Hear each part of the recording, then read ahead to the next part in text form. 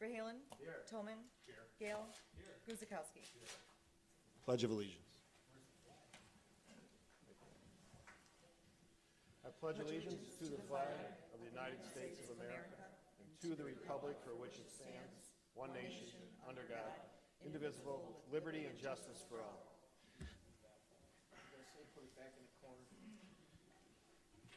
We can move that.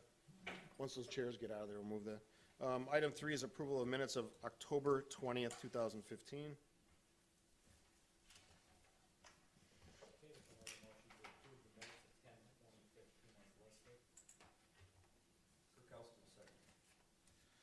Roll call. Alderman Bekavich. Aye. Verhaelen. Aye. Tolman. Aye. Gale. Aye. Guzekowski. Kirkowski. Aye. All right, under new business, item 4 is a consideration of resolution number 11658-110315. It's a resolution amending and supplementing resolution number 8283-101591. It authorizes the issuance and sale of $3,850,000 of Waterworks System Refunding Revenue Bonds, Series 2015, and provides for the payment of said bonds and other details and covenants with respect thereto. We got a mic problem? A little bit of echo in there. Yeah, it's kind of reverberating. You gotta mute them, but I don't know if the keyboard. You can do it. You can mute that one. That mutes the mics. You have to mute your laptop volume. It doesn't work on the keyboard. You gotta go with the mouse. Technology. Hey, Mike, how are you? Evening. I guess I'll close. All right. Yeah, I think you have to mute all the laptop volumes. You gotta go on the bar and pull it down? Seems like it's coming from you. Everybody know how to do that? That should take care of it. Good. I still got something going on over there. Once you start, we'll work out the technology. Okay, this item is a refinancing of existing debt. Paul Thompson is here, and he'll tell us a little bit about what the specifics of the refinancing are. It's an opportunity to save money based on the low interest rates that we have here. This was a debt that was taken out for a treatment plant expansion quite a number of years ago, and again, as you can imagine, that interest rate was a bit higher. We're taking advantage of the lower interest rate now. So I'll let Paul finish out on the details of that refinancing. Yeah, I don't think so. I don't think that mic's on. Do you want me to press a button?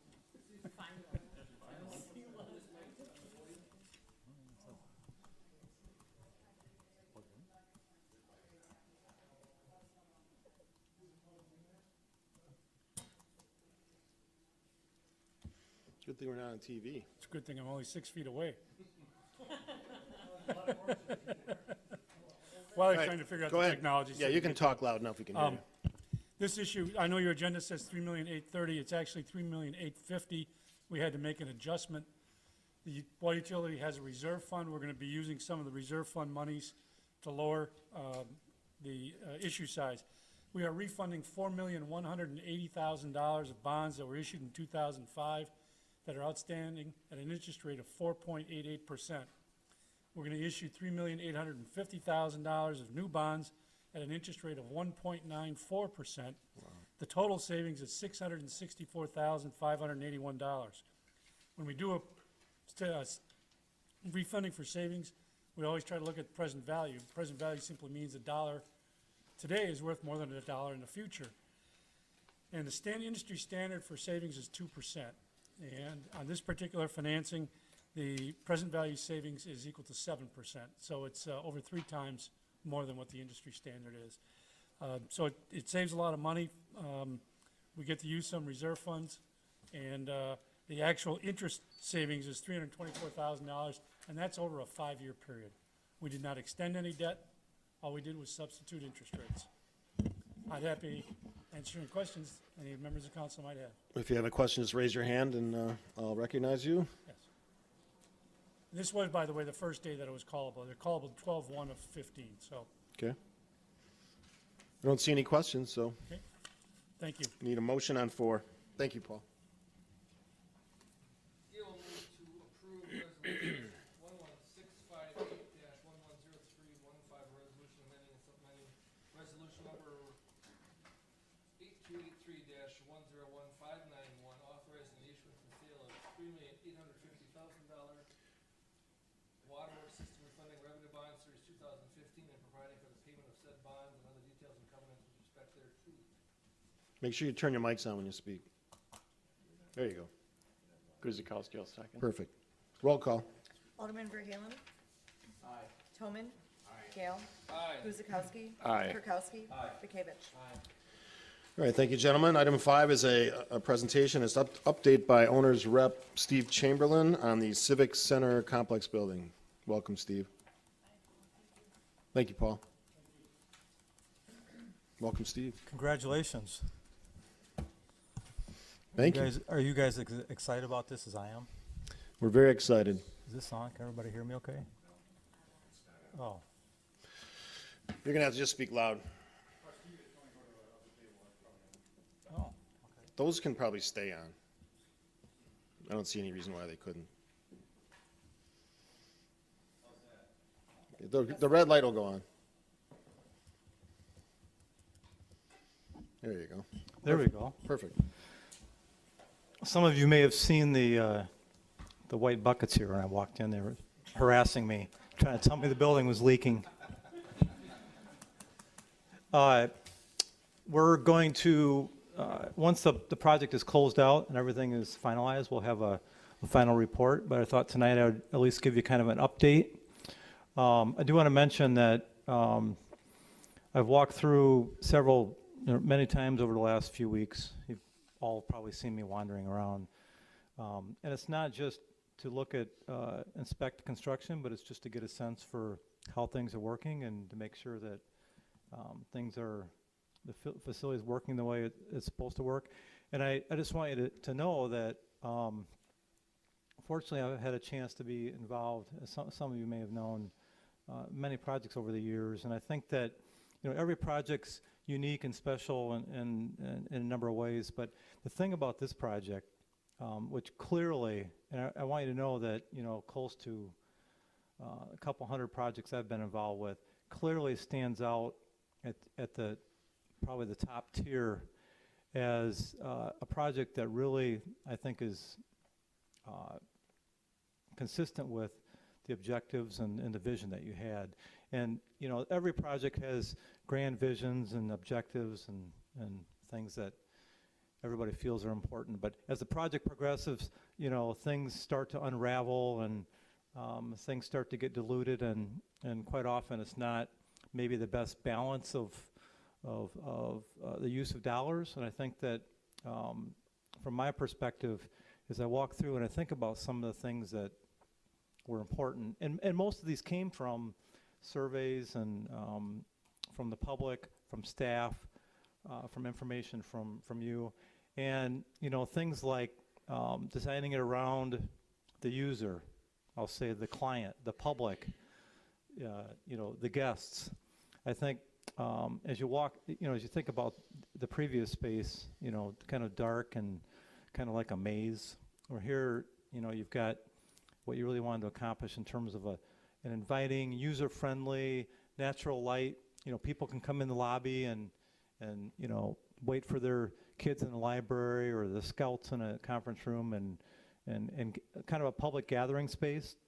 So I think that the whole perspective as far as user-friendliness, inviting, flexibility from the public standpoint, as well as with the staff, I think that, and we can talk more about that later, specifically what those were and how it was accomplished. But when I walk through, when I think about other projects I've seen, I really feel that, certainly the construction crews and the architect, everybody deserves a lot of credit. But I think the real credit is to you for the vision and the interface with Drexel Town Square and the whole look and feel of what you want to accomplish as a facility, not a building, but a really good, usable, flexible, quality space. That's a good use of taxpayers' dollars. So just from my perspective and seeing a lot of different facilities, I think that this would be at the very high end in terms of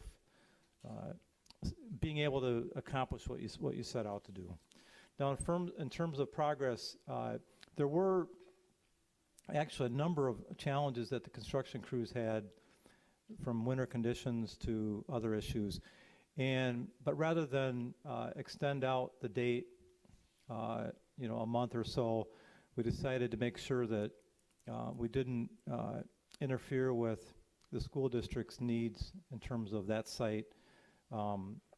Obviously, the old City Hall needs to come down and allow them to start construction so they can get the school built, construction in terms for the first semester of the year after next. So because of that, we want to make sure that you're in, functioning. There are some things that still remain. I think that site work is looking pretty good, especially the north courtyard. I think that interior-wise, there's some things, obviously some visible, the glass walls and so forth, that will be done here in the next week and a half. But I think that, just wanted to explain why some of these things are still being finalized, because of the fact that that was a pretty solid date in terms of being able to make that site available. I think that construction crews have done a nice job. They've worked a lot of overtime, weekends, and things like that. But hopefully, things will be finalized well within the next 2-3 weeks. So with that, I just want to answer any questions you might have in terms of where we're at with any of the I just want to issues. say I appreciate the fact that the employees, the residents, and everybody was understanding about that soft opening, because it did help the school district to get on schedule, keep on schedule with their needs for the next year and a half or 2 years at that site. So I appreciate everybody's efforts there. I mean, I think we're gonna, with having the people in the building, our staff and the residents, we've actually picked up a few things we might have missed in the process if we had waited for a few more weeks. So that's good. And ultimately it's a fantastic building, 10 times better than the one we left. And I think it's going to serve everybody's interests very well. Questions down there? Right side? All right. Thanks for the update. Great. Appreciate it. All right, item 6 is a consideration of a motion to concur with cost distribution for building demolition and site preparation with the Oak Creek Franklin Joint School District associated with the demolition of 3 city buildings at 8640 South Howell Avenue and 1 city building at 240 East Putes Road in the 3rd District. Jerry? So the council will recall we've had a contractual obligation to take the buildings down by December 31st. We've been a tenant in those buildings since 2012 to the school district. The school district has contractors ready and waiting to proceed with their project, and they want to avoid some of the winter conditions that we encountered last year and move forward as quickly as possible. As we started to go through that process, there was some difference of opinion in terms of what some of the terms of the agreement were, and we've worked through those to a point where the administrators, myself and the superintendent, as well as the school contractors and our contractors, have come to what we believe is a reasonable solution to all of those issues, and it's to resolve those in an amicable way rather than to have any dispute over those. And essentially what the dispute was how far the city had to take the foundations down on the old building. Our ordinances require those foundations to come down to 2 feet, and our reading was that that's what needed to happen. The school district felt that the agreement said that we had to have a site that was fully prepared and ready for their construction, and in their view they can't construct over where the foundations where they would have had to have been removed. We also had some issue in terms of the responsibilities for the removal of the trees. They're not required under our ordinance. Again, there's a little bit different reading by the school district. But in order to resolve those issues, we looked at the whole project, and along with our engineering staff and the building contractors, which are VJS, we looked at ways that we could share cost and bring value to the public. And what we ended up with is, because we've got a demolition contract that would have required security fencing when the buildings were taken down and silt fencing, and the school district was going to come right behind us, it made sense to work cooperatively on those things. And what we worked out was that the school districts would pay for and install the fencing that you now see on the site. There's a 6-foot chain link fence that keeps the public out of the site, keeps it safe. That is proposed and was done under the school district's contract, as well as the silt fence. That's the sedimentation that's required under our ordinances. They've also put the various pads for the construction contract as they're coming in and out of the various entrants there at their cost as opposed to our cost, and that's going to be a benefit to our contractors. So when we looked at this, we thought that the exchange was approximately even in terms of the city taking out the additional foundations. We had actually had a bid price on that. If you remember, we had an alternate price for that. I met with Mike and Brian to see what their feeling was in terms of what the value of the construction fencing, the siltation fencing, and we'd gotten prices on the trees, and we thought they were approximately equal. So we're in front of you tonight to recommend, and there's really no action needed by the council, but to concur in working out the various issues for building demolition and our agreement with the school district, which would, again, provide that the city would remove at its cost, the city cost, all the building footings and foundations and fill and compact the voided areas to prescribed compaction tolerances. That's important because the school district is going to come in right after us and start to build their foundation and their slab for their building, and they've got to have the right compaction for that to take place. And we would be working closely with their engineers and site individual who would verify that those took place. We put the fill and lifts and compact it to make sure it meets all the tolerances.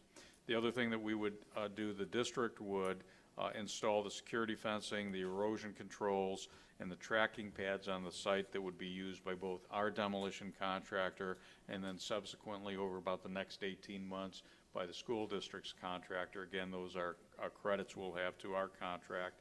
And then finally, that the district would remove the trees on the project at its cost. And I think they got an agreement from their contractor that there wasn't going to be an additional charge to the school district for that, that to be able to move the project forward quickly and be in time so that they can avoid winter conditions, they added that at no cost. They performed that work at no additional cost to the district. So all the way around, it turns out to be, we think, a pretty good agreement. And I don't know if Mike wants to make any comments on this.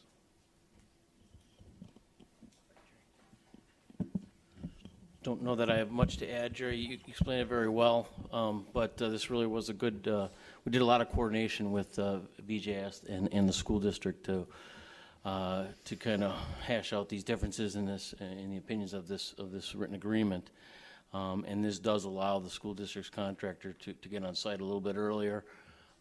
And our demolition contractor that we hired is, they've been amenable to kind of a sharing of the site. So if you've been by the site over the last 2 days, the trees have come down and they're actually doing some excavating out there. So the site is really changing shape real quickly. So. And just FYI for the public, the traditional tree that's used for Christmas lights and celebration in December, Thanksgiving, after Thanksgiving in December, is going to be taken down, but it's going to be donated to the community center for their formal tree lighting ceremony.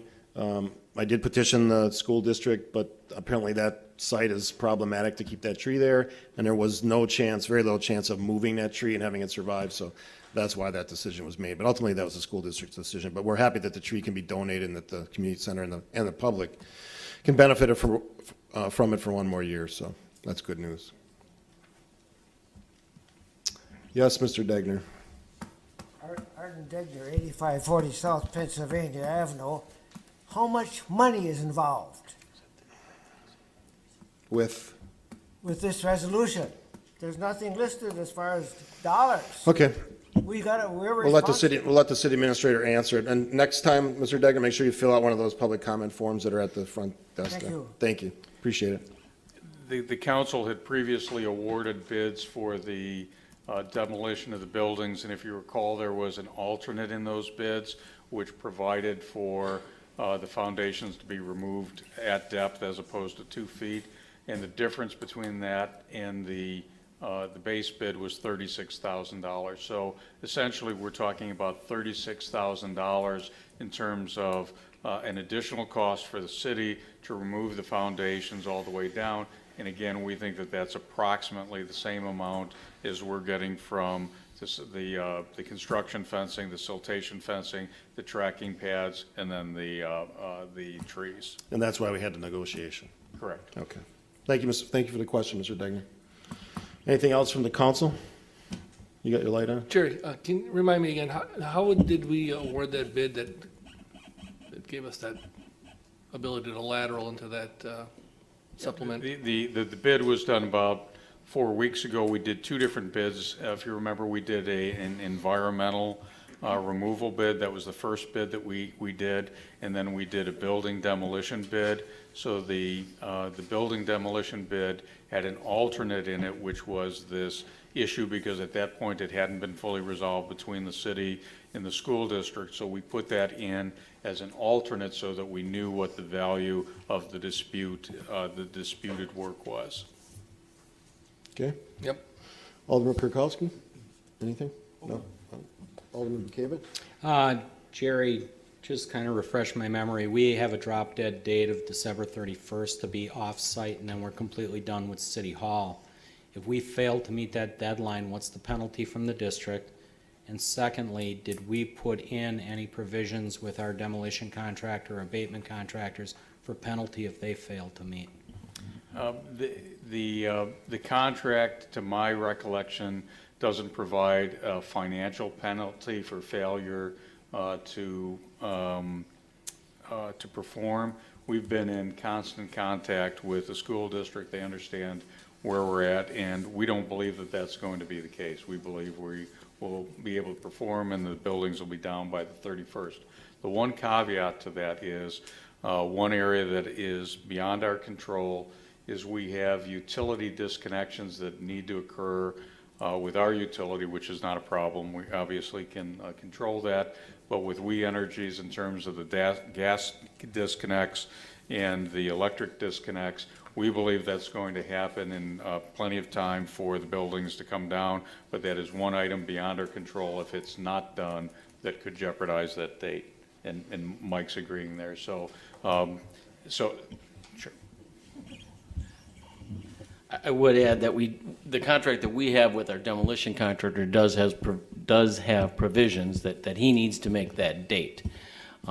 There are a lot of things that need to happen in very short order, and the most critical is like Jerry explained, is working with We Energies to get them in here to do those disconnections, because they just can't take the building down until the gas and electric are disconnected. And so we're working with them. We're talking with them almost on a daily basis. So we do have some concerns, but we're working very hard to get them in here, and we will continue to do so. However, if there's a disconnection issue that we are not able to achieve, that deadline is very tough for us to enforce on our contractor. That's out of his control. But we do have provisions if he is not performing. Okay. And then just say everything goes well and we're done by the 31st, we walk away as of January 1st, we are done with that property once and for all. It's school district and we're done. Completely done, yes. Thank you. Any other questions? Just a question, the fire station has the tower for communication tower that hinges on the new tower going in. Is everything on track for that? To a certain extent, that's a completely separate issue, and the school district is considering its options on that tower right now. So that's unrelated to our demolition issues at this point. We found we can demolish the fire station after December 12th, and continue the operations that we need for our communications. And then the school district's going through an independent analysis of what they want to do with that cell tower, that communications tower, which is likely to be one of two choices. Either move it from its existing site, because I don't believe it can remain where it is currently located, or work with the various providers that are on that tower and move them to the tower that we're building over on Centennial. And that choice and that discussion hasn't fully been vetted. So would we be responsible for moving if it was choice one? No. Okay. Who would? School The district? School district. Okay, thanks. Any other questions? All right, motion on 6. Kirkowski will make a motion to concur with the cost distribution for building demolition and site preparation with the Oak Creek Franklin Joint School District associated with the demolition of 3 city buildings at 8640 South Howell Avenue and 1 city building at 240 East Putes Road. Kavich will second. Roll call. Alderman Toman. Gale. Aye. Guzekowski. Aye. Kirkowski. Aye. Bekavich. Aye. Verhaelen. All right, item 7 is a consideration of resolution number 11662-110315, which provides for the City of Oak Creek withdrawal from Local Government Property Insurance Fund, LGPIF, and authorizes the city administrator to take all necessary actions to place all withdrawn insurance coverages with the Municipal Property Insurance Company, MPIC. We have been keeping the council advised over the course of the year that there were some difficulties with the Local Government Property Insurance Fund. It was not funding its losses properly, and there was projection of very significant increases in the cost of coverage. The legislature this past year, the governor had introduced a recommendation that the property fund be eliminated completely in the budget. Some were done in 16 and some were done over a phased out period. Ultimately, the legislature kept the ability for the Local Government Insurance Fund to be in business, but essentially they're an insurance company of last resort, and the only people who generally are going to remain there are people who can't get coverages other places because they've had bad adverse loss history. Seeing these events begin to unfold, CIVMIC, where we get all the rest of our insurance coverages, which is a pooled self-insurance and then a reinsurance from about 46 communities around the state, began to look at options. They met with other public entities from the counties, and they actually created a brand new insurance fund and got approved by the Commissioner of Insurances for the state, and they are a fully operating insurance fund. I talked with Mike DeMoss, who's the executive director of CIVMIC. They now have over 100 members in that pool. Most of them have done exactly what we're proposing tonight, is to shift their coverage from the Local Government Property Insurance Fund and go to the newly formed Municipal Property Insurance Fund. We believe that the rates that are established for the property insurance are rates that are going to be stable over the long term as opposed to be up and down. They are increased over what our history has been. And again, all of the communities that have been participating in this have been paying less than what they should have based on the expected claims. Current year, we're paying $51,000. Under the Municipal Property Insurance Company, we'd be paying $73,000. We still have to sort out the final values of this building, and I have already enrolled the fire station in this fund, and I'm expecting we may see another $4,000 or $5,000 when we add this building and the contents and the library to that. But this is, I think, good coverage for us. It continues the pooled self-insurance risk basis that we have. And just so that you have an idea of what kind of values we're insuring, we have about $170 million in property insurance that throughout the city we're insuring with this coverage. Questions for City Administrator? Seeing none, motion on 7.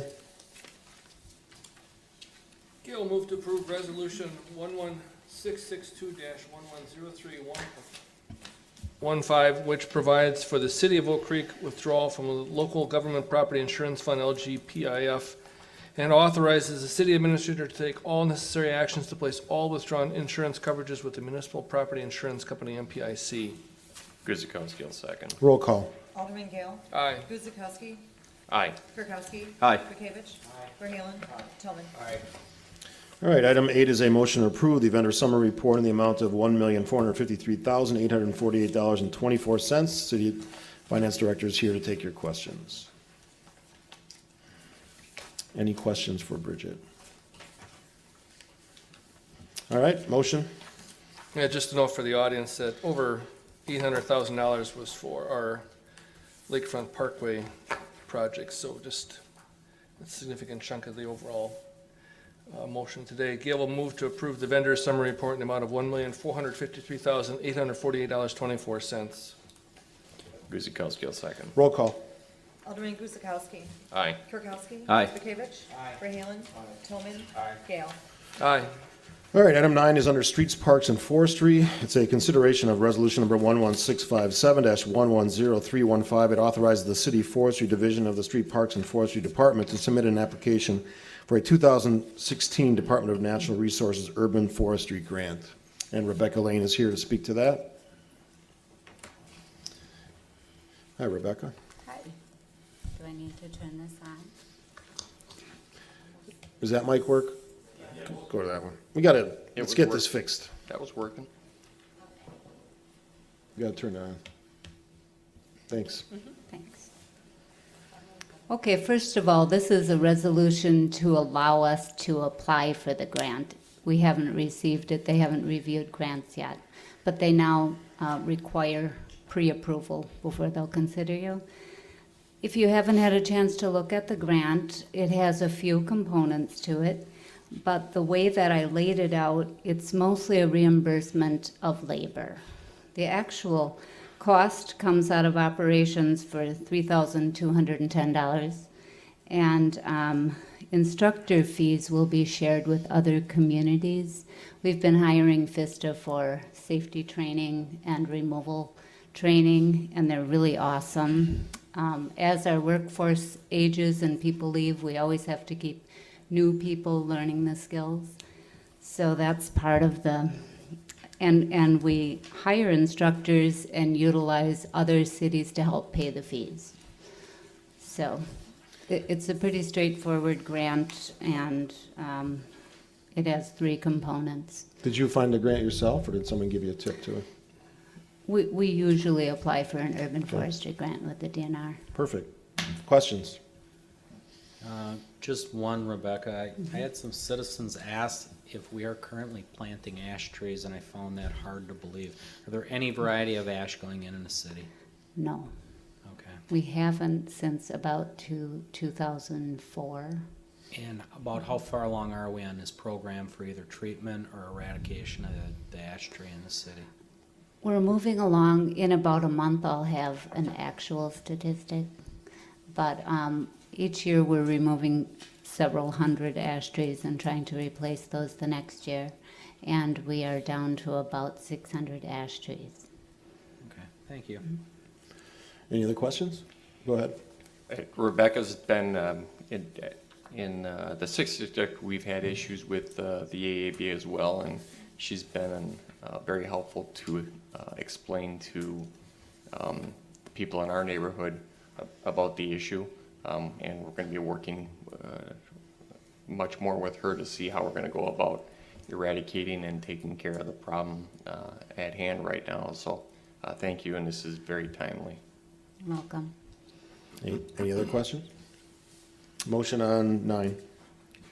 Bekavich will make a motion to adopt resolution number 11657-110315, authorizing the City Forestry Division of the Streets and Park and Forestry Department to submit an application for the 2016 Department of Natural Resources Urban Forestry Grant. Kirkowski will second. Roll call. Alderman Kirkowski. Aye. Bekavich. Aye. Verhaelen. Tillman. Gale. Aye. Guzekowski. Aye. All right, item 10, go ahead. Go ahead. I was just hoping somebody would ask about the bees. The what? Remember the bees? Oh, yeah. Wasps. Yeah, not bees. That was Thank you, Rebecca. All right, item 10 is a consideration of ordinance number 2775. It repeals and recreates section 8.45A4 of the municipal code relating to yard waste collection. Ted Johnson is here to speak to that. This actually came to us by request from the citizens. Basically, what it is it's just moving ahead the collection dates by a month. We've got a lot of comments from citizens that our first collection date, which was in April 1st, was just too early for them to get out there. March is kind of a cold month. They couldn't get out there, get their yards cleaned up, so then they would have to wait all the way until June 1st to get that. So that pushes that one more month and gives people a little additional time. And then it moves all the other dates. We also got comments on our October 1st one that a lot of the people wanted to wait until a lot of the leaves fell off the trees. And so they would prefer it to be a little bit later in the year. So it's pretty simple. Okay. Thanks for listening to the residents on that one. Any comments from the council? Just one, no scheduling conflicts with you getting ready for the snow season, nothing like that? No, we should be okay with that. Okay. Yep. We're not getting any snow this year. Give them what they want then. That's what they say, anyway. Mayor? Yes. I just want to point out that this is timely because I had a couple of residents in my district who missed the date because of what Ted was explaining. It just wasn't ready to go, and he missed the October 1st date, and I explained the situation to Ted, and he graciously went over and took care of those two residents. So this is a good move. Good outreach. Ted, this will be effective though next year, right? It'll be effective after the first of the year because we didn't want it to get confusing with, we have a pickup on the 16th for overall city cleanup, fall cleanup. So we didn't want any of the dates to get confused. So this will take effect after January 1st. Ted, can you then just maybe just give a brief explanation why we just don't add a date, in terms of manpower and cost? Just adding a fifth month rather than moving it, sliding the schedule. I don't necessarily know as how that would have taken care of our spring and fall. I'm sure there would be always people that would have brush that they want to get rid of. We do have the opportunity for people to bring that into the recycle yard. So other than the complaints that we've received about being too early and not late enough in the fall, I haven't really seen a need for a fifth date. Do we have any practice where we around the city where folks are don't realize the fact we're not having another pickup date the year, and you see stuff on the terraces on the streets? Are we communicating with those folks? We do when we see stuff like that. And like you were saying, with a fifth pickup date, another thing that we do is if we have strong winds or a storm or something like that, I mean, we bend the rules a little bit and we will go out and pick up brush, due to a storm or something like that. So generally, we're not leaving this stuff just lay around. We'll also publish this in the Acorn, I'm guessing? It will be, and that's one of the reasons I wanted to bring it here tonight, is so that we would make the deadline for the Acorn publishing. Excellent. Good. Anything else? Motion. Well, Kirkowski make a motion to consider ordinance number 2775, repealing and recreating section 8.45 sub A sub 4 of the municipal code relating to yard waste collection. Bekavich will second. Roll call. Alderman Bekavich. Aye. Verhaelen. Toman. Gale. Guzekowski. Aye. Kirkowski. Aye. Under Community Development, item 11 is a consideration of resolution number 11659-110315. It approves a certified survey map for the property at 9005 South 11th Street in the 4th District. Doug? Thank you. Good evening. This is, again, a certified survey map which create two lots at the property at 9005 South 11th Avenue. The property owner is requesting approval of the CSM that will divide this property. It's on the south end of 11th Avenue. Both single-family lots will be of conforming size, and I think we're trying to have hopefully get the image up here for you showing the actual land division document. Hopefully. Maybe not. We'll work that out. But essentially, there we go. It's at the south end of 11th Avenue. The property itself is impacted by wetlands, but there is room, according to the code, and taking into account the wetland areas for 2 buildable lots there.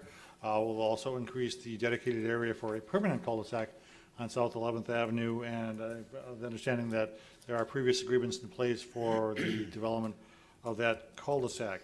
The Plan Commission has reviewed this request, and they have recommended its approval subject to the following conditions. First, that all technical corrections be completed prior to recording of the map. Second, that language for the dedication of the cul-de-sac to the city as right-of-way be included on sheet 5. And third, that a grading certificate is submitted to the engineering department prior to recording. Any questions for Doug? Alderman Toman. Doug, where's the access to Lot 2 from that cul-de-sac going to be? Obviously off that corner edge Yeah, there? so there is an area in there, you can kind of see where the wetlands are, and we'll have to work on the pointing device so we can show you in a little bit more detail, but you can see that there is an area that is available exclusive of the wetlands on the property where they'd have the driveway. So where would Lot 2, the northern section wouldn't be buildable? That would be, if there would be building back there, it would be to the south? Yeah, the areas that you can see that are in white, that don't have the pattern on them, those will be the only buildable areas of that lot. So you could build on that northern portion where that white is? Right. Okay. All right, that was my question, because otherwise the driveway would have to cross that wetland, right? Yeah, if a wetland crossing is required, again, we have no knowledge what the actual driveway would look like at this point, but if there is a crossing involved, they would have to secure the permits. Based on the drawing that I see, I don't believe a crossing will be necessary. Okay, all right, thank you. Alderman Kivich? It did come before planning, and I do sit on planning, and I can appreciate the people wanting to develop these lots. We did have some input from longtime neighbors that have been there. I myself am not familiar with the area, but given the challenges of it, I voted no at planning. I think there's just some lots that are undevelopable and unsuited for residential homes, and I think this one just beckons for problems in the future. And I did vote no at planning, and I'll be consistent with that here. Okay. Actually, this was approved many years ago, going back 10, 11 years, I can remember, and they never went forward with the development. Right, there were previous proposals for this, which actually, I believe, if I'm not mistaken, actually tried to plat more lots there, and that was problematic. Right. It's challenging, at least in my opinion, Yeah. so, but good luck to you. Other questions? Don't see any. Motion on 11? Someone will make a motion to adopt resolution number 11659, approving a certified survey map for the property at 9005 South 11th Avenue with the conditions listed below included, 1 through 3 as listed. Gale, second. Roll call. Alderman Verhaelen. Aye. Toman. Aye. Gale. Aye. Guzekowski. No. Kirkowski. Aye. Bekavich. No. Item 12 is a consideration of resolution number 11660-110315. It approves a certified survey map for the properties at 8380, 8400, and 8432 South 27th Street in the 2nd District. Doug? Thank you. This certified survey map would create the lot 1, which would be the anticipated use for the Villa Healthcare Facility, which received rezoning and conditional use approval earlier this year. Lots 2 and 3 are the remainder of the lot, the CSM parcels, there are no immediate plans for the development of those. However, it's important to note that there are indications of the presence of wetlands on lots 2 and 3, and should the development take place or there be an application for development activity in those sites, we will require a wetland delineation, and should that delineation show the presence of wetlands, the CSM would have to be corrected to actually show those on the face of that. Finance has indicated that there are deferred special assessments that are required to be paid prior to recording this map. Again, the Planning Commission has reviewed the request and recommended its approval subject to the following conditions. Again, first, that the technical corrections be made prior to recording. Second, that the officially mapped street pattern for South Orchard Way is depicted on Lot 3. Third, again, that a wetland delineation be completed on Lots 2 and 3 by a Wisconsin DNR approved professional prior to the development of Lots 2 and 3. And should the survey indicate the presence of wetlands, a new CSM or affidavit of correction shall be submitted to the city. Wetlands on Lot 1 shall be shown on the CSM prior to recording, and those have already been completed. And fourth, that any and all deferred special assessments are paid in full prior to recording. Thank you, Doug. Questions? Alderman Bekavich? Comment. I am the alderman in the 2nd District where this resides. I did have some phone call from some concerned citizens back there. Really, it was a communication error. They thought it was going to be a condo development going on versus a healthcare facility. So we had some short talks and cleared that up, and that really seemed to help them out. They were also concerned with Orchard Way going through Lot 3, which again, it's not being eliminated, but you know, we need the wetlands delineated. When we came before planning, really the question was, did we need the delineations on Lot 2 and 3, which would hold up development on Lot 1? We didn't see any real pain in holding that up, just to delineate those, because they'd have to be done, as Doug mentioned, before development. So again, there was some input from the neighbors, but from the most part, they were pretty pleased with what was going on there. They just want to make sure when the development happens, we pay close attention to conditions and restrictions on construction trucks coming in and out, and also the noise when they're grading and things of that nature. Currently, it's a dump right now, not a dump. It's a landfill. They're currently dumping topsoil there, and I've talked to city engineering about the time they're doing it, and they're correcting it going forward. So thanks to engineering for that. Other than that, this is a really positive development for the city. Once again, non-TIF development going in the city. That will add to the tax base immediately. So good project. Good point. Questions from the council? Motion. Bekavich will make a motion to adopt resolution number 11660-110315, approving a certified survey map for the properties at 8380, 8400, and 8432 South 27th Street in the 2nd District. Guzikowski, second. Hold on 1 second. One more time, Melissa. Subject to conditions and restrictions as listed. Does that cover me? Yes. That's it. Did I get a second? Guzikowski, second. Guzikowski seconds, roll call. Alderman Toman. Aye. Gale. Aye. Guzekowski. Aye. Kirkowski. Aye. Bekavich. Aye. Verhaelen. All right, licensing, Alderman Kirkowski. License Committee did not meet prior to the council meeting. Tentative recommendations are as follows. Item 13, Kirkowski will make a motion to grant an operator's license to the 6 individuals listed on the agenda. Favorable background reports were received. Gale will second. Roll call. Alderman Gale. Aye. Guzekowski. Aye. Kirkowski. Aye. Bekavich. Aye. Verhaelen. Toman. Item 14 is a motion to convene in a closed session pursuant to Wisconsin State Statute, Section 19.851E, to discuss a tri-party access roadway agreement by and among the City of Oak Creek, the Oak Creek Franklin Joint School District, and the Northwestern Mutual Insurance Company. Ken? Gale will move to convene into closed session pursuant to Wisconsin State Statute, Section 19.85, Sub 1, Sub E, to discuss a tri-party access roadway agreement by and among the City of Oak Creek, the Oak Creek Franklin Joint School District, and the Northwestern Mutual Insurance Company. Guzikowski, second.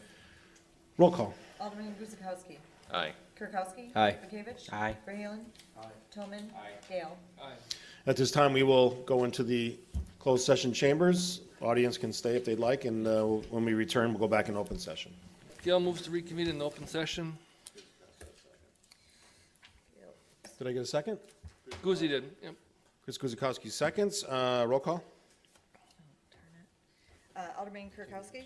Bekavich. Verhaelen. Tillman. Aye. Gale. Aye. Guzekowski.